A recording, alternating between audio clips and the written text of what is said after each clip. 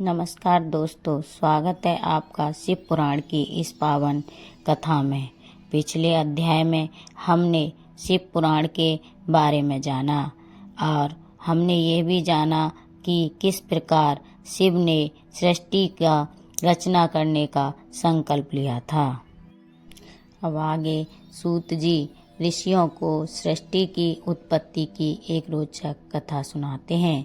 सूत जी कहते हैं कि हे ऋषियों, जब कुछ भी नहीं था तब भी एक शक्ति थी। वह अनंत, अविनाशी और पर ब्रह्म स्वरूप थे। वह थे भगवान शिव। उन्होंने अपनी इच्छा से आद्या शक्ति को प्रकट किया, जो सृजन, पालन और संहार की अधिष्ठात्री बनी। यही शिव और शक्ति का संयोग इस सृष्टि की उत्पत्ति का कारण बना। भगवान शिव ने अपनी ऊर्जा से 3 प्रमुख शक्तियों को प्रकट किया। ब्रह्मा, जो कि सृष्टि के रचयिता हैं, विष्णु, जो पालन करता है, महेश, स्वयं शिव, संहार करता। इन्हीं त्रिदेवों को सृष्टि की व्यवस्था बनाए रखने का दायित्व सौंपा गया। इस प्रकार समय बीतता गया और ब्रह्मा और विष्णु के बीच एक विवाद उत्पन्न हो गया। ब्रह्मा और विष्णु के बीच यह विवाद हुआ कि ब्रह्मा ने कहा, मैं सृष्टि का रचयिता हूँ, मेरी सृष्टि के बिना कुछ भी संभव नहीं है, इसीलिए मैं बड़ा हूँ। परंतु विष्णु ने भी उत्तर दिया, मैं पालन करता हूँ, मेरे बिना सृष्टि की रक्षा असंभव है, इसीलिए मैं आपसे बड़ा हूँ। इस प्रकार ब्रह्मा और विष्णु में यह विवाद बढ़ता चला गया और यह विवाद जब अपनी चरम सीमा पर पहुंच गया, तभी अचानक एक दिव्य अग्नि स्तंभ उन दोनों के बीच प्रकट हुआ। वह स्तंभ इतना विशाल था कि उसका न कोई आदि था और न ही कोई अंत था। इस अग्नि स्तंभ को देखकर ब्रह्मा और विष्णु दोनों चकित रह गए। तभी एक दिव्य वाणी गूंजी, इस अग्नि स्तंभ का आदि और अंत खोजो, जो इसे पहले जान लेगा वही श्रेष्ठ होगा। यह चुनौती स्वीकार कर ब्रह्मा और विष्णु दोनों अपनी अपनी दिशाओं में चल पड़े। ब्रह्मा जी ने हंस का रूप धारण किया और आकाश की ऊंचाइयों की ओर उड़ चले। विष्णु ने 12 सूअर रूप धारण कर पाताल की गहराइयों में प्रवेश किया। दोनों ने अनगिनत वर्षों तक प्रयास किया, परंतु न ब्रह्मा को अग्नि स्तंभ का शीर्ष मिला, न ही विष्णु जी को उसका मूल मिला। विष्णु जी ने अपनी हार स्वीकार कर ली और लौट आए। उन्होंने ब्रह्मा के समक्ष अपनी असफलता स्वीकार की, लेकिन ब्रह्मा को अपने सम्मान की चिंता सताने लगी। उन्होंने स्वयं को श्रेष्ठ सिद्ध करने के लिए एक छल रचा। ब्रह्मा को आकाश में एक केतकी पुष्प गिरता हुआ दिखाई दिया।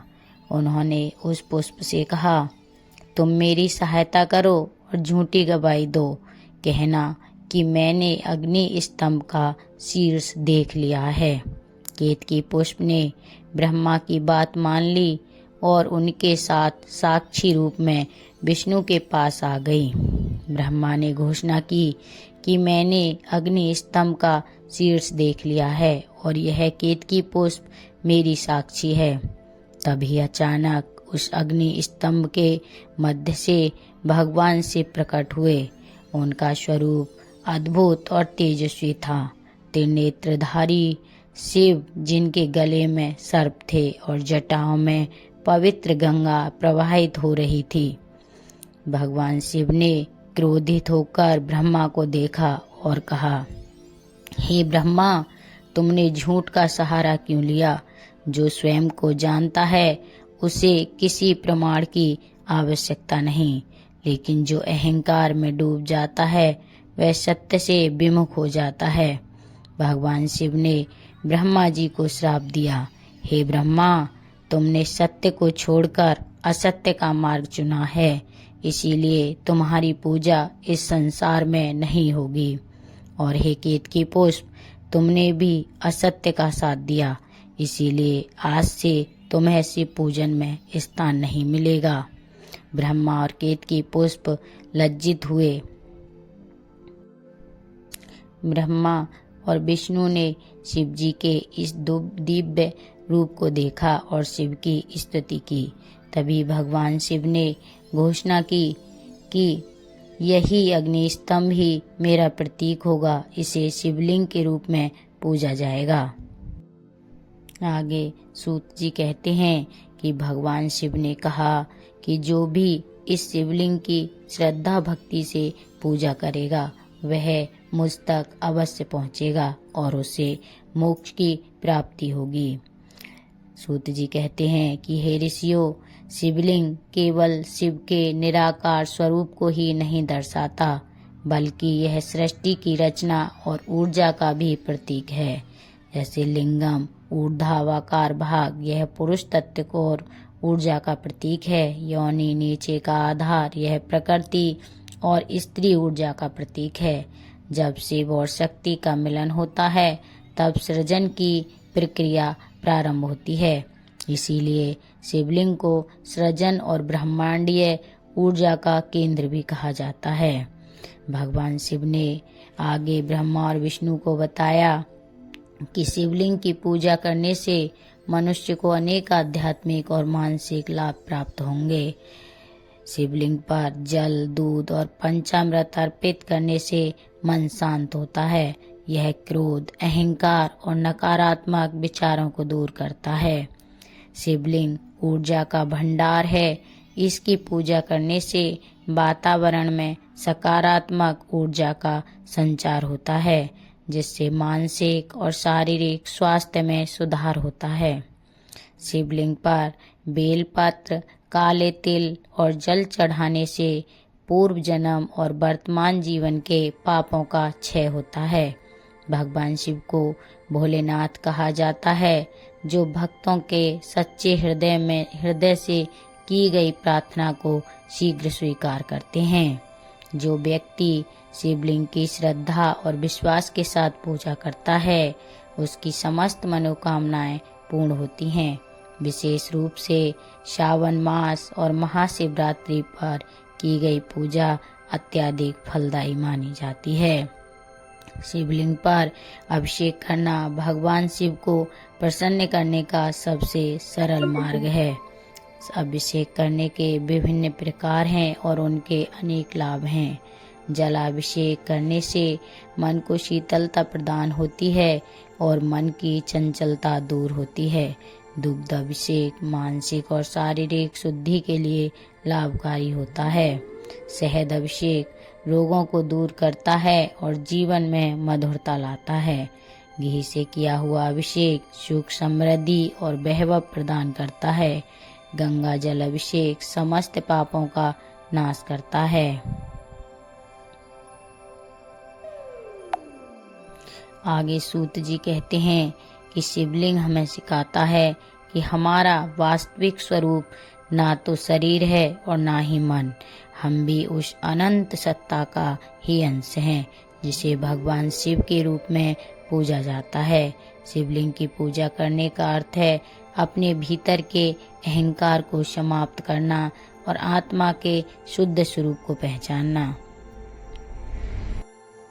शिव पुराण में शिवलिंग की उत्पत्ति की कथा के बाद कई रोचक और प्रेरणादायक कथाएं आती हैं।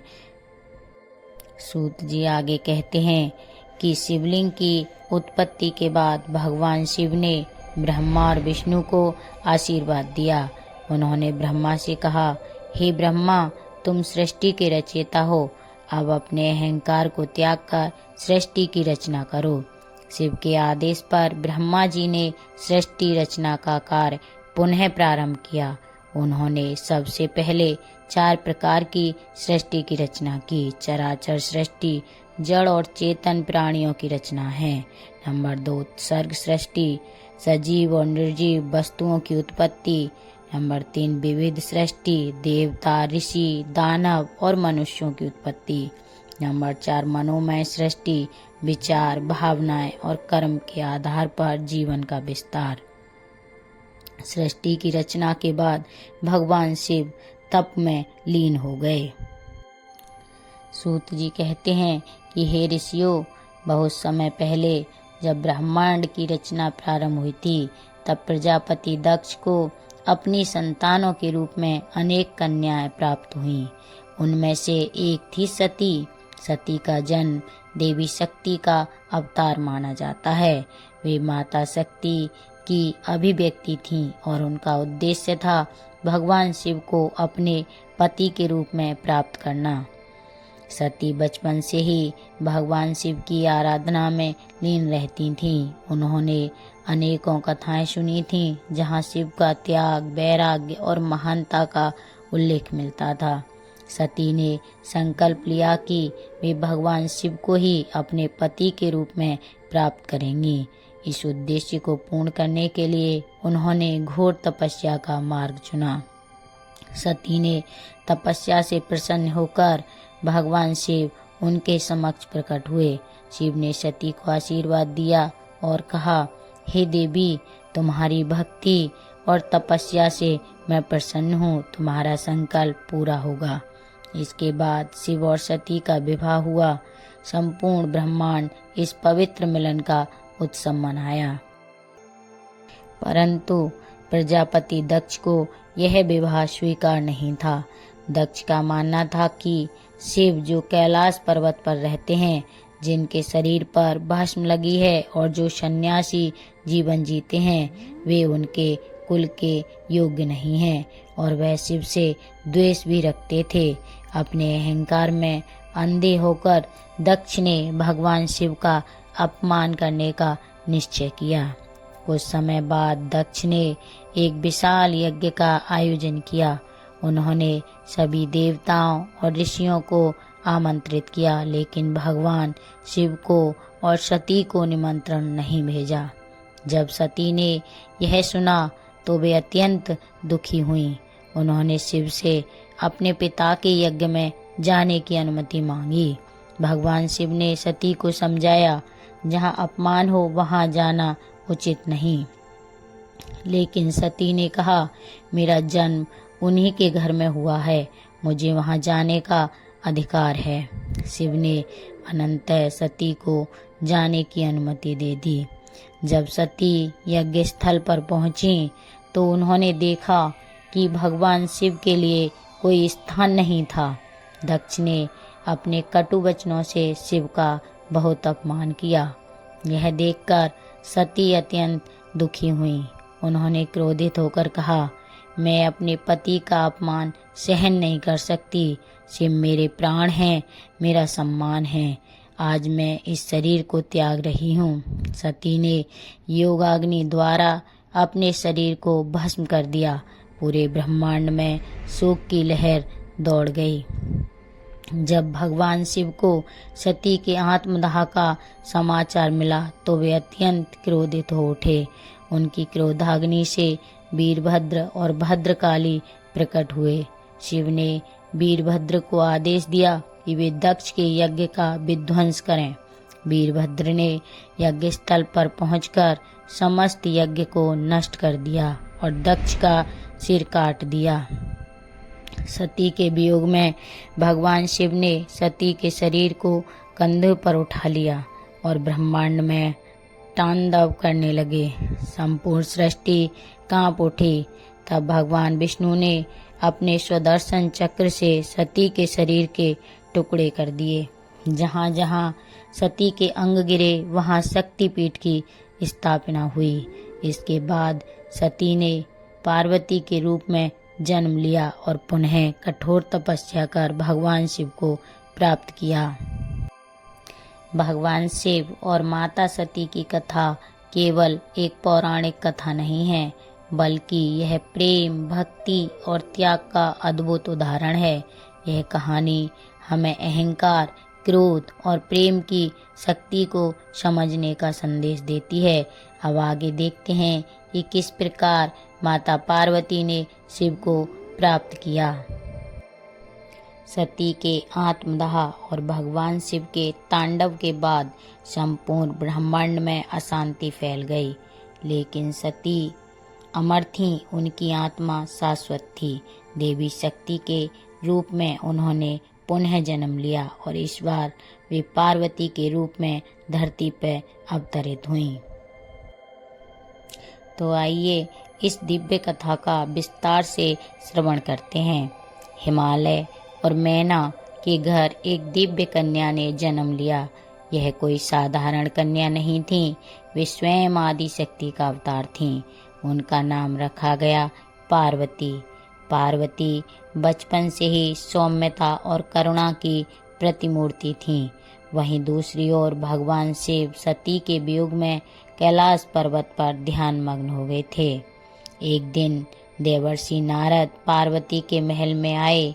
उन्होंने माता मैनावती और हिमालय को आशीर्वाद देते हुए कहा, हे पर्वतराज, आपकी कन्या अत्यंत दिव्य है। इनका विवाह स्वयं भगवान शिव से होगा। यह सुनकर माता पिता हर्षित हो गए, लेकिन पार्वती के मन में शिव के प्रति अनजाने ही एक अनुराग जाग उठा था। पार्वती ने संकल्प लिया कि वे भगवान शिव को अपने पति के रूप में प्राप्त करेंगी। उन्होंने कठोर तपस्या का मार्ग चुना। पार्वती ने पहाड़ों की गुफाओं में निवास किया, निराहार रहकर तप किया और निरंतर ओम नमः शिवाय का जाप करने लगीं। उनकी तपस्या इतनी कठिन थी कि समस्त देवता और ऋषि भी चकित हो गए। सूत जी कहते हैं कि भगवान शिव जो ध्यान में लीन थे, पार्वती की कठोर तपस्या का अनुभव करने लगे, लेकिन वे पार्वती की भक्ति को परखना चाहते थे। शिव ने एक साधु का रूप धारण कर पार्वती के समक्ष गए। साधु ने कहा, हे देवी, तुम इतनी कठोर तपस्या क्यों कर रही हो? शिव तो एक बैरागी हैं, जिनका कोई घर नहीं है। वे भिक्षुक के समान रहते हैं। राजकुमारी होकर तुम ऐसी सन्यासी को पति रूप में क्यों चाहती हो?